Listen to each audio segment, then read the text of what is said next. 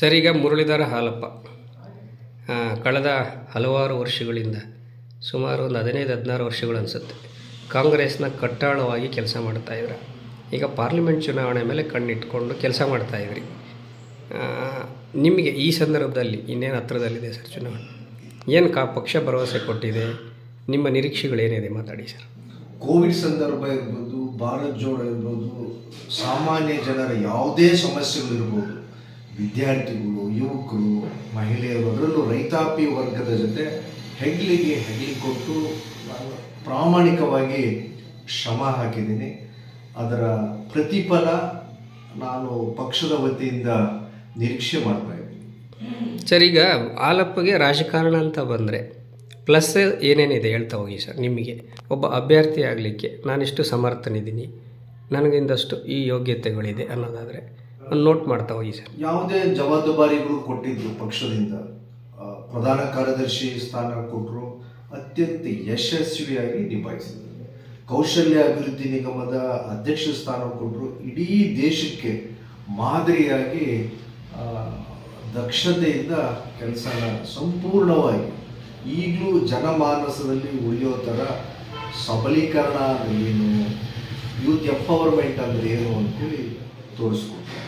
ಹಾಗೆಯೇ ಮಾಧ್ಯಮ ವಕ್ತಾರ ರಾಜ್ಯಕ್ಕೆ ಅಂಥೇಳಿ ನಮ್ಮನ್ನು ನೇಮಕ ಮಾಡಿದಾಗ ಅದನ್ನು ಅಷ್ಟೇ ಪಕ್ಷದ ಕಾರ್ಯಕ್ರಮಗಳು, ಯೋಜನೆಗಳನ್ನ ಜನಗಳಿಗೆ ಮುಟ್ಟಿಸೋವಂಥದ್ರಲ್ಲಿ ನನ್ನ ಪ್ರಯತ್ನ ನಿಜವಾಗ್ಲೂ ಶ್ಲಾಘನೆ. ಅಲ್ಲ ಸರ್, ರಾಜಕಾರಣದಲ್ಲಿ ಏನಾಗ್ತಾ ಇದೆ ಅಂದರೆ ನಿಜವಾಗ್ಲೂ ಜನರಿಗೆ ಯಾರು ಹತ್ರವಾಗಿರ್ತಾರೆ, ಯಾರು ಜನರ ಒಡನಾಟ ಇರ್ತದೆ, ಯಾರು ಜನರಿಗೆ ಬೇಕಾದಂಥ ಕೆಲಸಗಳು ಮಾಡ್ತಾರೆ, ಅಂಥವ್ರಿಗೆ ಪಕ್ಷಗಳು ಇಂಪಾರ್ಟೆನ್ಸ್ ಕೊಡ್ತಾ ಹೋಗಲ್ಲ.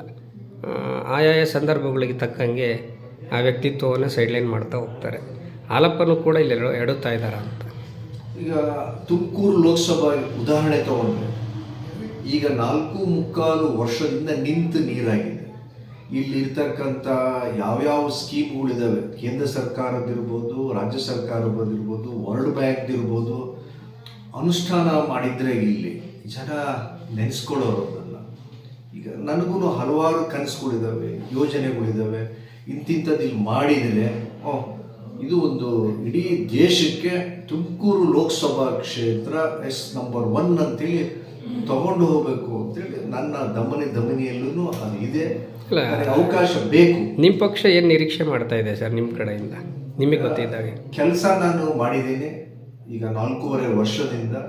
ಅದಕ್ಕೆ ನನಗೇನಾದರೂ ಒಂದು ಜವಾಬ್ದಾರಿ ಸಿಗೋ ಥರ ನೀವು ಮಾಡಿಕೊಡಿ ಅಂತ ಕೇಳ್ತಾ ಇದ್ದೀನಿ. ಅಲ್ಲ ಸರ್, ಪಕ್ಷದಿಂದ ಸ್ಪರ್ಧೆ ಮಾಡೋಕ್ಕೆ ಅವಕಾಶ ಕೊಡಿ ಅಂತೇಳಿ ಧೈರ್ಯವಾಗಿ ಕೇಳ್ತಾ ಇದ್ದೀನಿ. ಅಲ್ಲ ಸರ್, ಒಂದು ಲೈನಲ್ಲಿ ಹೇಳಬೇಕು ಅಂದರೆ ಹಾಲಪ್ಪ ಬಿಟ್ಟರೆ ಸಂಸತ್ ಚುನಾವಣೆ ಮೇಲೆ ಕಾಂಗ್ರೆಸ್ಸಲ್ಲಿ ಆ್ಯಕ್ಟಿವಾಗಿ ಯಾರು ಕೆಲಸ ಮಾಡಿದ್ದು ಕಂಡು ಬಂದಿಲ್ಲ. ನಿಮ್ಮನ್ನೇನು ಅನೌನ್ಸ್ ಮಾಡಲಿಕ್ಕೆ ಇದೇ ನಮ್ಮ ಅಭ್ಯರ್ಥಿ ಅಂತ ಹೇಳಲಿಕ್ಕೆ ನಾಯಕರಿಗೆ ಯಾಕೆ ಏನು ಇನ್ನೂ ಸಾಧ್ಯ ಆಗ್ತಾ ಇಲ್ಲ? ಈಗ ನಮ್ಮಲ್ಲಿ 16 ಜನ ಬ್ಲಾಕ್ ಅಧ್ಯಕ್ಷರುಗಳಿದ್ದಾರೆ, ತಾಲೂಕು ಸಮಿತಿ ಇದೆ, ಜಿಲ್ಲಾ ಸಮಿತಿ ಇದೆ, ಆಮೇಲೆ ಪ್ರಜೆಗಳಿದ್ದಾರೆ. ಯಾರನ್ನೇ ಕೇಳಿ ಒಂದೇ ಒಂದು ಅಪಸ್ವರ ಇಲ್ಲ ತುಮಕೂರು ಲೋಕಸಭಾ ಕ್ಷೇತ್ರದಲ್ಲಿ. ಬೇರೆ ಆಲ್ಟರ್ನೇಟ್ ನೋ, ಮುರಳೀಧರ ಹಾಲಪ್ಪ ಅಂತಲೇ ಕೇಳ್ತೀರಿ. ಎರಡನೇ ಹೆಸರು ಯಾರು ಎಲ್ಲೂ ಪ್ರಸ್ತಾಪ ಮಾಡ್ತಾ ಇಲ್ಲ. ಇತ್ತೀಚೆಗೆ ಕೃಷ್ಣ ಬೈರೇಗೌಡರು ಬಂದಿದ್ದರು, ನಮ್ಮ ಉಸ್ತುವಾರಿಗಳು ಇಲ್ಲಿವರೆಗೂ ಇದ್ದಂಥವ್ರು, ಅವ್ರಿಗೂ ಅದು ಅರಿವಾಯ್ತು, ಸ್ಪಷ್ಟವಾಗಿ ಗೊತ್ತಾಯ್ತು ಅವರಿಗೆ.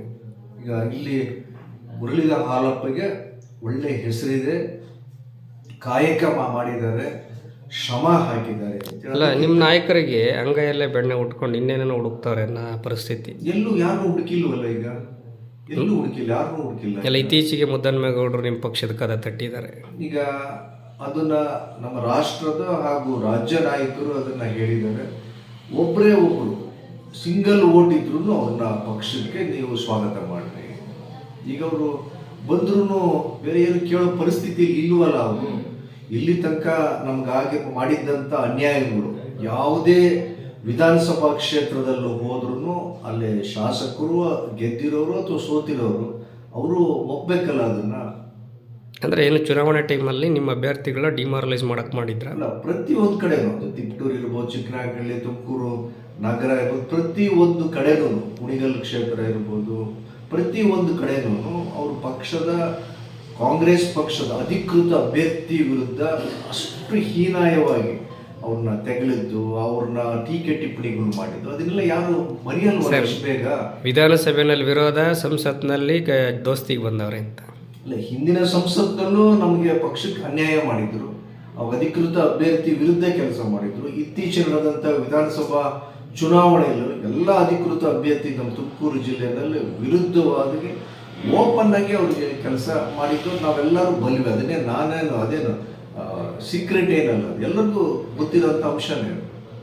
ಒಂದು ವೇಳೆ ಸರ್ ಮುದ್ದನ್ಮೇಗೌಡ್ರನ್ನೇ ಅಭ್ಯರ್ಥಿ ಮಾಡ್ತೀವಿ ಅಂತ ಪಕ್ಷ ಏನಾದರೂ ನಿಲುವು ತಗೊಂಡ್ರೆ? ಯಾವತ್ತೂ ಆ ತೀರ್ಮಾನ ತಗೊಳ್ಳಲ್ಲ ಅಂತೇಳಿ ಪಕ್ಷದ ಮೇಲೆ ಸಂಪೂರ್ಣವಾದಂಥ ಭರವಸೆ ನನಗಿದೆ. ಇಲ್ಲಿವರೆಗೂ ಕಷ್ಟಪಟ್ಟಿದ್ದೀವಿ, ಜನಗಳು ಕಡೆಯಿಂದ ಒಳ್ಳೆ ಸರ್ವೆ ರಿಪೋರ್ಟು ಇದೆ. ಬೇರೆ ಪಕ್ಷದವರೇ ಈಗ ಮುರಳೀಧರ ಹಾಲಪ್ಪ ಹೆಸರು ಹೇಳಬೇಕು ಅಂದಾಗ ನನ್ನ ಸ್ವಂತ ಪಕ್ಷ ನನ್ನ ಕೈ ಬಿಡಲ್ಲ ಅಂತೇಳಿ ನನಗೆ ಆ ನಂಬಿಕೆ ಯಾವತ್ತೂ ಇದೆ. ಇವ್ರಿಗೂ ಪಕ್ಷಕ್ಕೆ ನಿಷ್ಠೆಯಿಂದ ಬದ್ಧತೆಯಿಂದ ಕೆಲಸ ಮಾಡಿರೋದು ಅದು ನಂದು ಮೇಜರ್ ಪ್ಲಸ್. ಇಲ್ಲಿವರೆಗೂ ಯಾವುದೇ ಪಕ್ಷದ್ರೋಹದ ಕೆಲಸಗಳು ಚಟುವಟಿಕೆಗಳಲ್ಲಿ ಯಾವತ್ತೂ ಅದಕ್ಕೆ ಆಸ್ಪದ ಕೊಟ್ಟಿಲ್ಲ. ಆಮೇಲೆ ಡಬಲ್ ಗೇಮ್ ಇಲ್ಲ. ಆ ಪಕ್ಷ ಈ ಪಕ್ಷ ಇರೋವಂಥ ರಾಜ್ಯದಲ್ಲಿರ್ತಕ್ಕಂಥ ಎಲ್ಲ ಪಕ್ಷಗಳು ನಾನೇನು ಟ್ರಿಪ್ ಹಾಕ್ಕೊಂಡು ಅದನ್ನು ಸಂದರ್ಶನ ಮಾಡಿ ಪಿಕ್ನಿಕ್ ಥರ ಹೋಗಿ ಬಂದಿಲ್ಲ. ಇದಕ್ಕಿಂತ ಇನ್ನೇನು ಬೇಕು ಪಕ್ಷಕ್ಕೀಗ? ಆಮೇಲೆ ಜನಗಳಿಗೆ ಯಾರು ಪ್ರೀತಿ ಇದೆ, ಆಸೆ ಇದೆ, ಅದನ್ನು ಪಕ್ಷ ಪರಿಗಣನೆಗೆ ತಗೊಳ್ತಾರೆ ಅಂತೇಳಿ ನನಗೆ ನಂಬಿಕೆ.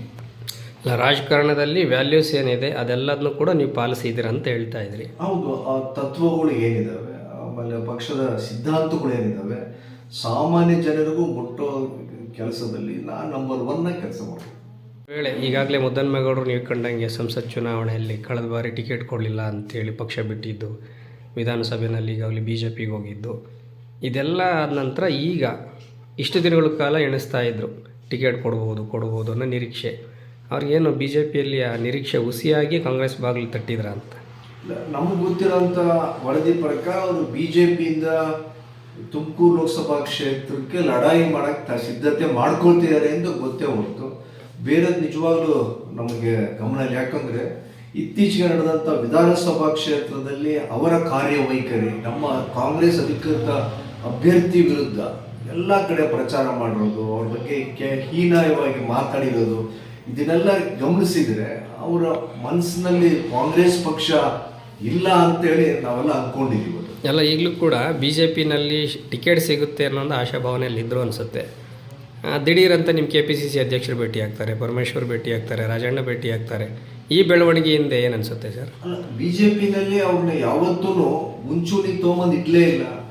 ಇಷ್ಟು ದಿನಗಳ ಕಾಲ ಅಲ್ಲಿ ಇದ್ದರು ಅವರು, ಈಗಲೂ ಅಲ್ಲೇ ಇದ್ದಾರೆ. ಈಗ ಅವರು ಕಾಂಗ್ರೆಸ್ಸಿಗೆ ಇಲ್ಲಿ ಬಂದಿಲ್ಲ, ಅವರು ಇಲ್ಲಿವರೆಗೂ. ಮತ್ತು ಅವರ ವಿಚಾರ ಅಪ್ರಸ್ತುತ ಈಗೇನು ಮಾತಾಡೋಂಥದ್ದು.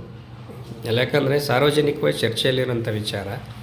ಈಗ ಅದು ಯಾಕಂದರೆ ವಿಶೇಷವಾಗಿ ನೀವು ಸ್ಪರ್ಧೆ ಮಾಡಬೇಕು ಅನ್ನೋ ಆಕಾಂಕ್ಷೆ ಇಟ್ಕೊಂಡಿದ್ದೀರ, ಆ ಸೀಟ್ಗೆ ಮತ್ತೊಂದು ಟವಲ್ ಬೀಳ್ತಾ ಇದೆ ಅನ್ನುವಂಥ ನಿರೀಕ್ಷೆಗಳು ಜನರಲ್ಲಿ ಮೂಡಿರುವಂಥದ್ದು. ಆ ಕಾರಣಕ್ಕಾಗಿ ಕೇಳಬೇಕು. ನನಗೂ ಸಾಮಾನ್ಯ ಜನರು, ಕಾರ್ಯಕರ್ತರು ಹಲವಾರು ಮಂದಿ ಕೇಳ್ತಾ ಇದ್ದಾರೆ, ಬೇರೆ ಯಾರನ್ನ ಬರಂಗಿದ್ದಾರೆ ನೋಡೋಣ, ಒಂದು ಸ್ವಲ್ಪ ಅಲ್ಲಿ ಹೈಕಮಾಂಡ್ ಕಡೆ ನೋಡ್ರಿ, ಬೆಂಗಳೂರು ಕಡೆ ನೋಡ್ರಿ. ನಮ್ಮ ಏನೇ ಆಗಲಿ ಕೊನೆಗೆ ನಮ್ಮ ತುಮಕೂರು ಲೋಕಸಭಾ ಕ್ಷೇತ್ರದ ತೀರ್ಮಾನ ಡಾಕ್ಟರ್ G. ಪರಮೇಶ್ವರ್ ಸಾಹೇಬರು ಹಾಗೂ KN ರಾಜಣ್ಣ ಸಾಹೇಬರು ಅವರಿಬ್ಬರೂ ಒಂದು ಗಟ್ಟಿ ತೀರ್ಮಾನ. ಆಮೇಲೆ ಶಾಸಕರುಗಳು ಇದ್ದಾರೆ, ನಮ್ಮಲ್ಲಿ ಬ್ಲಾಕ್ ಅಧ್ಯಕ್ಷರು ಇದ್ದಾರೆ, ಜಿಲ್ಲಾ ಅಧ್ಯಕ್ಷರು ಸಮಿತಿ ಇದೆ. ಎಲ್ಲರೂ ಒಟ್ಟಿಗೆ ಕೂತ್ಕೊಂಡು ಯಾರು ಯಶಸ್ವಿಯಾಗಿ ಇಲ್ಲಿ ಜಯಶೀಲರಾಗ್ತಾರೆ ಅಂತೇಳಿ ಆ ತೀರ್ಮಾನ ತಗೊಳ್ತಾರೆ ಅಂತೇಳಿ, ಆ ವ್ಯಕ್ತಿ ಮುರಳೀಧರ ಹಾಲಪ್ಪರೇ ಆಗ್ತಾರೆ ಅಂತೇಳಿ ಅಚಲವಾದಂಥ ನಂಬಿಕೆ ನನಗಿದೆ.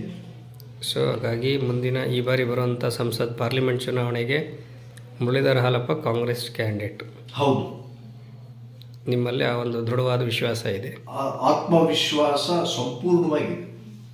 ಮುದ್ದನ್ಮೇಗೌಡರು ಮಾಡ್ತಿರೋದು ಹಾಗಾದರೆ ಯುದ್ಧ ಕಾಲದ ಶಸ್ತ್ರಾಭ್ಯಾಸನ ಇದು? ಅಲ್ಲ, ಅವರೀಗ BJPಯಲ್ಲಿ ಇದ್ದಾರೆ ಅಂತ ಎಲ್ರಿಗೂ ಗೊತ್ತು, ನನಗೂ ಅಷ್ಟೇ ಮಾಹಿತಿ ಇರೋದು. ಬೇರೆದೇ ವೃತ್ತಾಂತಗಳು ಎಲ್ಲ ನಿಮ್ಮ ಮನೆ ಬಾಗಿಲು ತಟ್ಟಿದ್ರು ಅಂದ್ರೆ ಅದಕ್ಕೆ ಅರ್ಥ ಏನು ಸರ್? ಅವ್ರೇನೋ ಮಂತ್ರಿಗಳು ಮನೆ ಅವರೇ ಹೇಳಿದಾರಲ್ಲ, ಅದನ್ನು ಮಂತ್ರಿ ಮನೆಗೆ ಏನೋ ಸ್ವಂತ ಕೆಲಸ ಇತ್ತು, ಖಾಸಗಿ ಭೇಟಿ ಕೆಲಸಗಳಿತ್ತು ಅಂತೇಳಿ ಅಷ್ಟು ಮಾಹಿತಿ ಬಿಟ್ಟರೆ ಬೇರೆ ಏನು ಗೊತ್ತಿಲ್ಲ.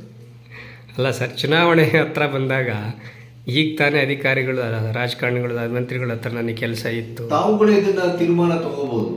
ಎಷ್ಟು ಪಕ್ಷಗಳು ಟೂರ್ ಆಯಿತು, ಈಗ ಯಾವ ಒಂದೇನಾದರೂ ಸರ್, ಈಗ ನೀವೊಬ್ಬ ಪ್ರಶ್ನೆ ಮಾಡಿದಾಗ ಒಬ್ಬ ಯೂತ್ ಆಗಿ ಹೇಳ್ಬೋದಾ, ಮುದ್ದನ್ಮೇಗೌಡರು ಇಲ್ಲಿವರೆಗೂ ಸಾಕಷ್ಟು ಅಧಿಕಾರಗಳು ಅನುಭವಿಸ್ತಾ ಬಂದಿದ್ದಾರೆ, ಇನ್ನು ಬೇರೆಯವ್ರಿಗೆ ಅವಕಾಶ ಮಾಡಿಕೊಡ್ಬೋದಲ್ವ? ಹೌದು, ಈಗ ನಾವು ಅದನ್ನೇ ಈಗ ಪಕ್ಷದ ವೇದಿಕೆಯಲ್ಲಿ ಇದನ್ನು ನಾವು ಕೇಳ್ತಾ ಇದ್ದೀವಿ. ನಮಗೂ ಒಂದು ಜವಾಬ್ದಾರಿಗಳು ಕೊಡಿ, ನಮಗೂ ಒಂದು ಅವಕಾಶಗಳು ಕೊಡಿ. ಇಲ್ಲಿ ತನಕ ಕೊಟ್ಟಂತ ಸಣ್ಣ ಪುಟ್ಟ ವೇದಿಕೆಗಳು ಅವಕಾಶಗಳಲ್ಲಿ ನಾವು ಯಶಸ್ವಿಯಾಗಿ ಹೊರಹೊಮ್ಮಿದ್ದೀವಿ.